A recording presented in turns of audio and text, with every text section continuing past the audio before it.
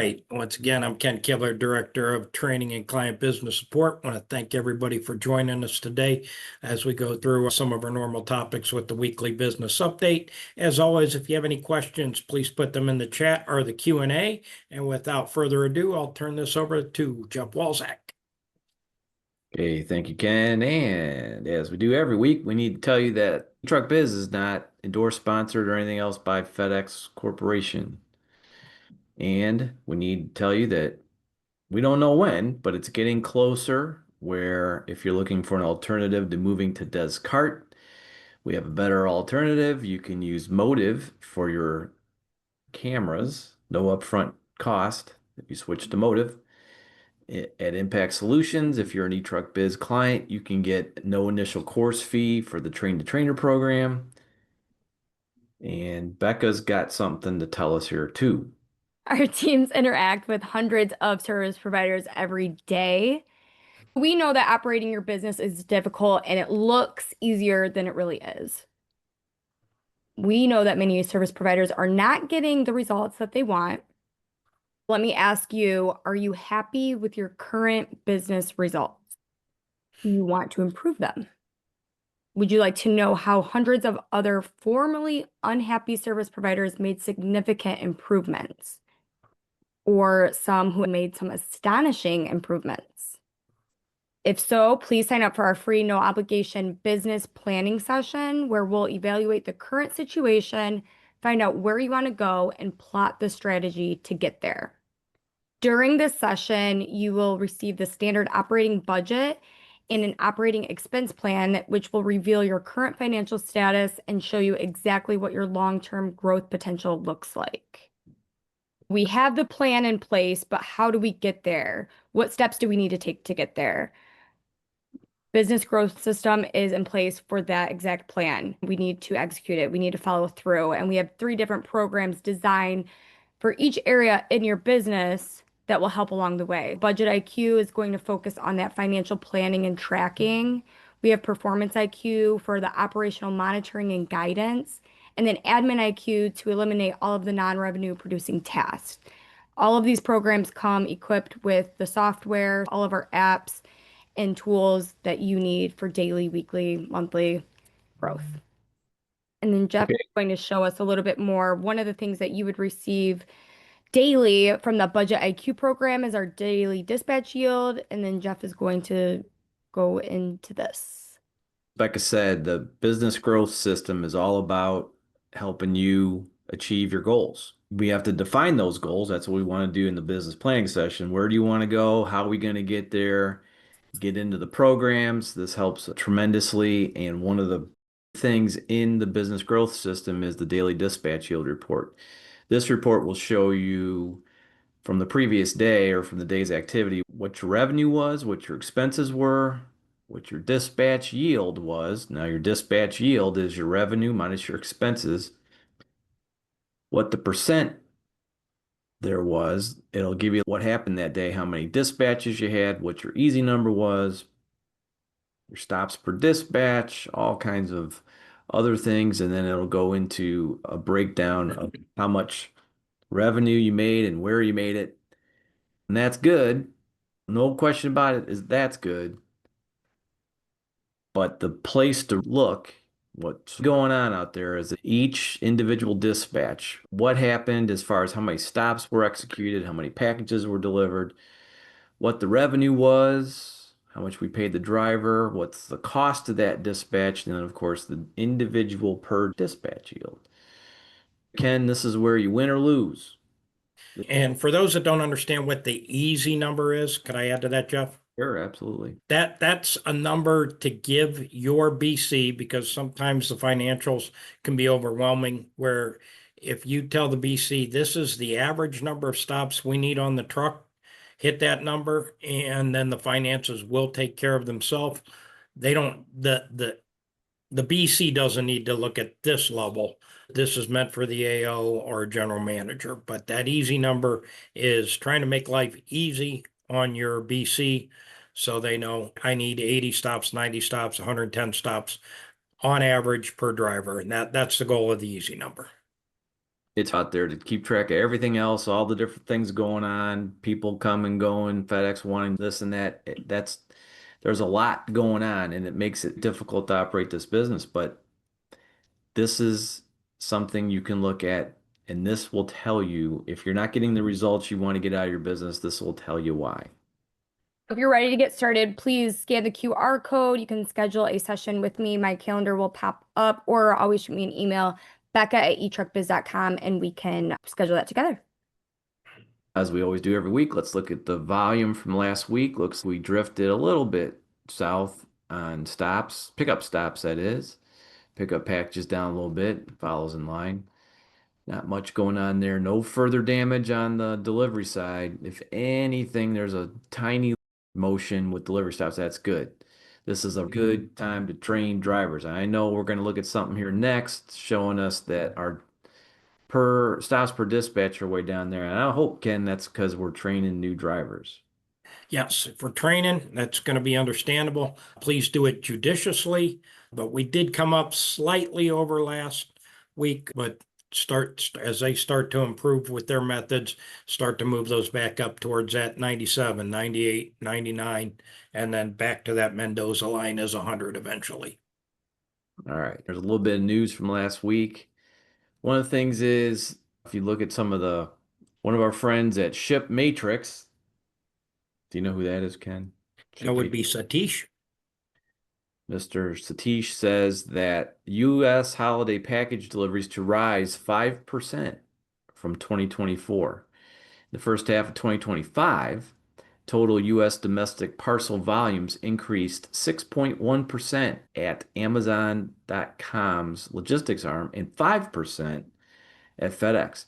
Volume at UPS, which is cutting the number of packages it delivers from Amazon, decreased 5.4%, while the U.S. Postal Service fell 6.7%. Huh. If current trends stretch into the holiday season, we expect FedEx and Amazon to experience a 5 to 8% increase, with UPS and the Postal Service being flat. 5 to 8%, I believe that to be over last year's peak volume. And if that's the case, it's not too bad, but that's going to be stout. Remember, it was a very condensed peak last year. It's not a whole lot longer of a peak this year. Once that volume hits, it's going to stay. And you're going to start seeing a little bit here in a few weeks. If I could add to that, I got a little birdie told me this morning that they had a meeting and they may be getting more money to help them with this volume increase over peak. We all want to know about that. What did you hear? I know you do. Yes, I heard that there were meetings and stations, and since the volume is expected to be substantial, as you can see, over what historically they've been seeing, they were told they were going to be given additional weekly money to help with that during peak. Fantastic. That would be, Hey, Jeff, yeah. I've been hearing a lot of 10 and 15% too. It's hard to tell, but then again, in my ground biz, in news, this today was next week is expecting that volume to increase due to Amazon. It was 5 or 6 different companies that it was talking about. But next week, the volume is going to start increasing. Ready for Amazon that. Prime days. Could be. And that's the thing. Yeah. We were talking about that a week or two ago. The Amazon contract's not fully implemented yet. And if they are going to ratchet that up a little bit, maybe Prime Days too or whatever, it's here we go. Hopefully we've got some drivers in place. And we're going to talk about that today. All right. Yeah, this says Amazon, Best Buy, Walmart, Wayfair, and Target. October 8th, continuing in the week of October 13th. Who knows if it's going to keep going after that, but there's going to be some time and make some adjustments. That's good. That's good news. If you're at UPS, you'd see the other way. That's hard to manage. Something else happens from time to time. There's some communication from FedEx that you get once in a while, and a lot of times people miss it.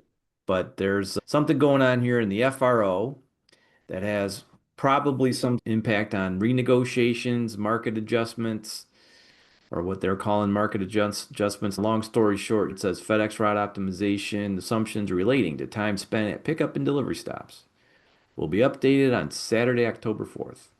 The updates are informed by actual route execution data collected through a series of validation efforts.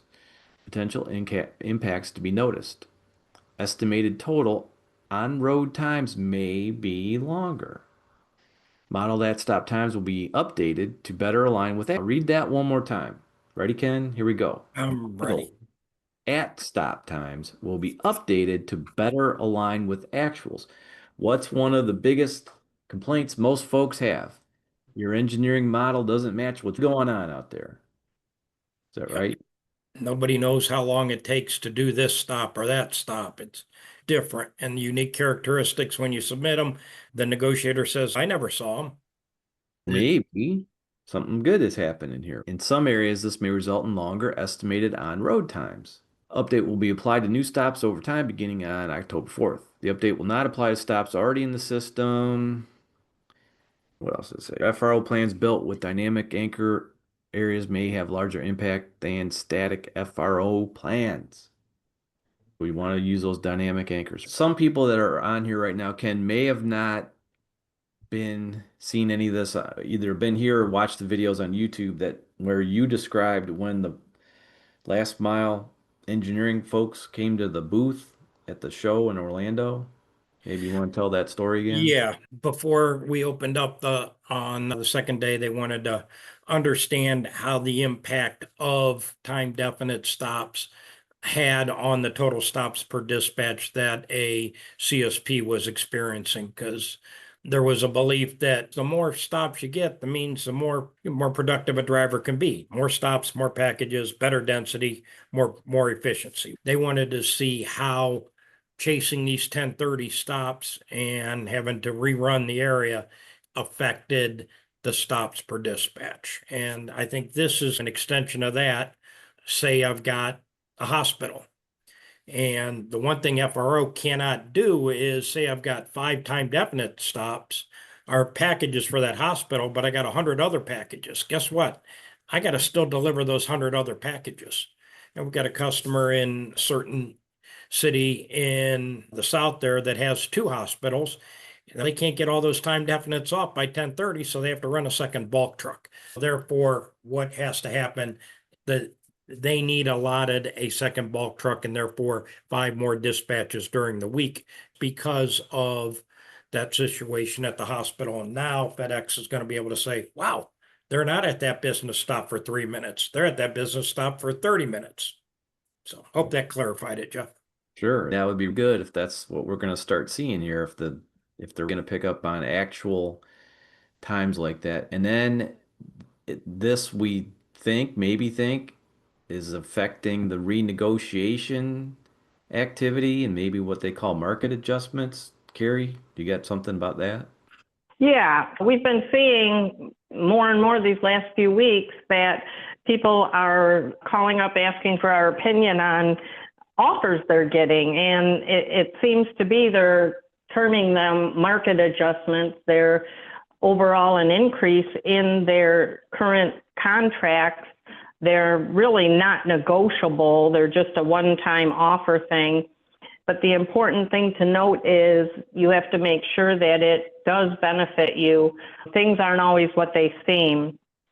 What I've been saying is if you are on a regular contract, and what I mean by that is you haven't transitioned to 2.0 yet and do not have time definite, then yes, it's a no-brainer if they're offering you more money. And if you look at the different elements or call us to have us look at them for you, then it is an increase in revenue. However, some of the contracts that have different types of time definite SSC, meaning supplemental service charge contracts attached to them, this may not be an increase, even though they call it an economic increase.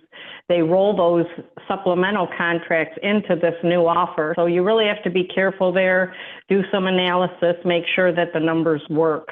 But yes, overall, we've been seeing more and more of these take place all over the country. It's not region specific by any means. It's very interesting. And I think even for people that are contemplating a regular renegotiation, that if FedEx does implement this, keeps track of the areas and adjustments that are being made to the actual alignments, it's going to help when you go to renegotiate a contract. You have data behind you, or you have proof behind you that the dispatches that they originally told you were attached to your contract no longer hold true. You can prove to them that you need more dispatches than what they budgeted you for originally. All right, good. Hopefully, very cross your fingers and toes, that maybe this is all good news when it comes to settlement. The settlement front. All good. Let's hope so. Good news. That would be good news. Now, let's hope there's some good news on the settlement front. That'd be great. But let's talk about the thing that is at the heart of improving and growing your business. Building a high performance team is the key to profitability and growing your business. We know it's easy to talk about, but building a high performance, well trained team is way easier said than done. It's tough because there are still driver shortages and rising labor costs associated with the transportation industry. However, investing in your team will, without a doubt, create a substantial growth foundation for your business. As we always say, everything always starts with recruiting. We can trace most all your problems back to recruiting. The key to strategic driver recruiting is defining the ideal candidate profile beyond basic qualifications.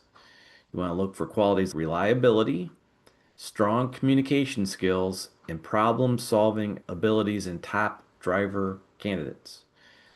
Building a diverse set of recruiting channels is crucial. You can use online job boards, ads, eTruck Biz recruiting pools, and referral programs from current drivers. Current drivers are an especially effective recruiting asset. So make sure to leverage them in your outreach. And be careful, birds of a feather flock together. What does that mean? That means if you have a guy or some people that don't come to work and they say, hey man, my buddy Joe wants to job here too. Why do you think Joe wants a job there? Because you don't have to come to work every day. Or you get off at noon. Be careful who you get referrals from. Streamline the screening process to be thorough but efficient. Use technology for initial screening, but maintain personal contact throughout. Comprehensive training programs are key to building competence and confidence in new drivers from day one. Comprehensive training programs do more than teach job skills. They demonstrate your commitment to driver success and set the foundation for long-term retention. Effective training addresses technical skills, safety protocols, and company-specific procedures while building confidence and team connection. Do you think a comprehensive training program, Ken and/or Bob, is giving somebody a tablet and saying, good luck? And go. No, doesn't work. I did a BC interview last week, and it was somebody who trained on Pepsi routes. That they have their trainees for 4 weeks with them. I'm not saying you should invest 4 weeks where they're riding with that driver every day. It's a 4-week process to get somebody up to speed. You don't go from 0 stops up to 125 stops in week 1 or week 2. There are steps in week 3, week 4 that be followed, and it can't be done if your BC is not on the truck. A lead driver that has demonstrated they teach the methods. And I know it's hard to get the time to get in there to get with the drivers, but what do you think the driver thinks? If you're going to spend 4 weeks with me, I guess you're pretty committed to my success. If you get a tablet and try it off, there you go. I guess that's okay. I guess that's how the company operates. Anyways, overall, your training programs set drivers up for success by equipping them with the knowledge and skills they need to perform their job safely and effectively. Retention is a key challenge for transportation companies and is plagued with higher turnover rates. To address this, we need to focus on three key areas: addressing the basics, which we talked about, fostering communication, and providing growth opportunities. First, we need to make sure we are offering fair compensation, reasonable schedules, and well-maintained equipment. It's important to benchmark against competitors like other contractors regularly to ensure we are staying competitive. Second, we need to focus on fostering open communication. This includes having multiple feedback channels, regular check-ins with drivers, and being transparent about the business. We also need to adapt our communication style to each individual driver's preferences. Finally, we need to provide some clear growth opportunities for our drivers. This includes defined advancement paths, professional development programs, and opportunities to take on leadership roles. We should also create driver advisory, get direct input from our team. If we're going to grow our business, which folks want to do, what are we going to need to grow the business? People. Do you remember, Ken? Here we go. Way Uh, back in memory lane. Do you remember seeing a memo? It could have been from Doug Ferguson, but it might have been Pat Gillahan. Remember Pat Gillahan? oh, way back. Do you remember back in those days what they said Toledo had to become? If you remember, Oof. Toledo had to become a human resource factory. Yes, I do remember that. You remember that. If you have growth ambitions as a contractor, and many of you do, and many of you on here or are watching this, some of you already have multiple facility operations. But to do that, you're gonna have to grow your own leadership. If you're gonna put people in charge of operations that aren't gonna be around you all the time, that's a hard thing to do.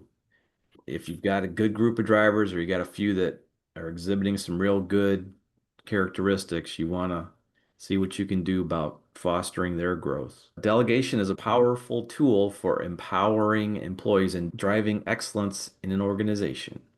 We'll explore three key elements for effective delegation: identifying opportunities, setting clear guidelines, and providing ongoing support and monitoring. First, look for routine, low risk tasks that can be delegated to free up your time for higher level priorities. This can include maintenance, mentoring, or new hire communication. When delegating, establish clear expectations, boundaries, and decision-making authority. Provide standard procedures, but allow for flexibility. Finally, offer regular feedback, check-ins, and public recognition to support and motivate the employee taking on the delegated work. This will help ensure their success. Delegation done right can unlock your team's potential and drive greater organizational efficiency, effectiveness, and ultimately growth. If you've got some good drivers, what do you probably want to do? You want to make them BC right out the gate? Hey, you know where the back door of the Walmart is, so it looks like you can be the BC. Do you want to do that? Or do you want to try to give that person a few things, delegate a couple things, and see what happens first? Can you handle something small at first? If you can, then you can keep adding on to that plate to see how they do with that kind of stuff. Evaluate your current recruiting, training, and retention practices against the strategies we've outlined today.